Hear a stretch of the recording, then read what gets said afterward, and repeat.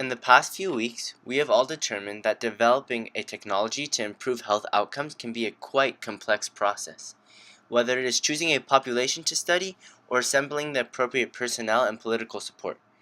Digital technology is a generally widespread challenging topic. This week, we learned about the importance of the actual design of technologies. Keeping in mind all of what we have learned this quarter, I think it can be argued that we cannot fully understand the meaning of outcomes we obtain from the use of technology unless we can understand the outcomes in terms of design decisions that lead to these outcomes. In the article Evaluation in the Design of Health Information System, this article highlights that exact fact.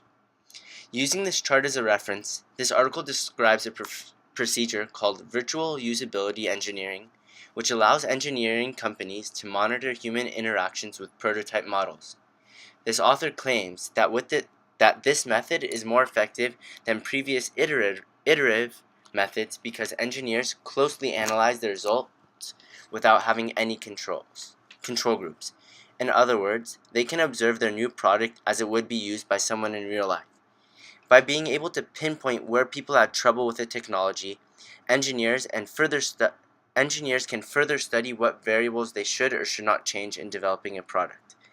While health systems continue to progress, it is important that we are improving our understanding of decision making with the increasingly complex health world.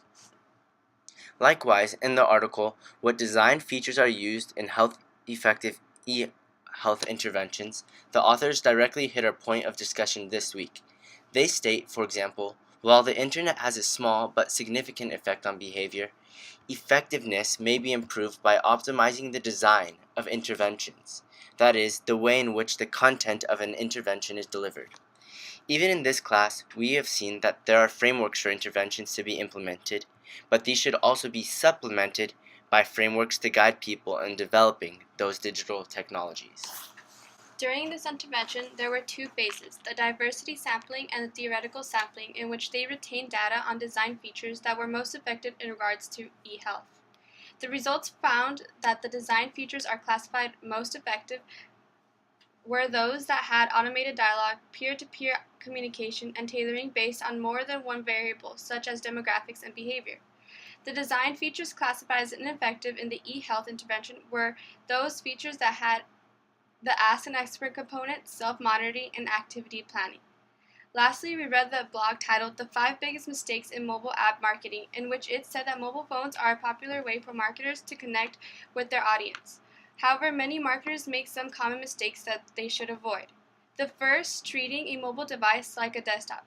Rather, marketers should aim to simplify apps with larger buttons and visual appeals to keep a customer's attention. The second, marketers don't properly market their app. Marketers need to grab their audience's attention using existing assets like Twitter accounts, email lists, or Facebook pages. A third mistake that many marketers make is creating a mobile device and trying to pass it as a mobile app.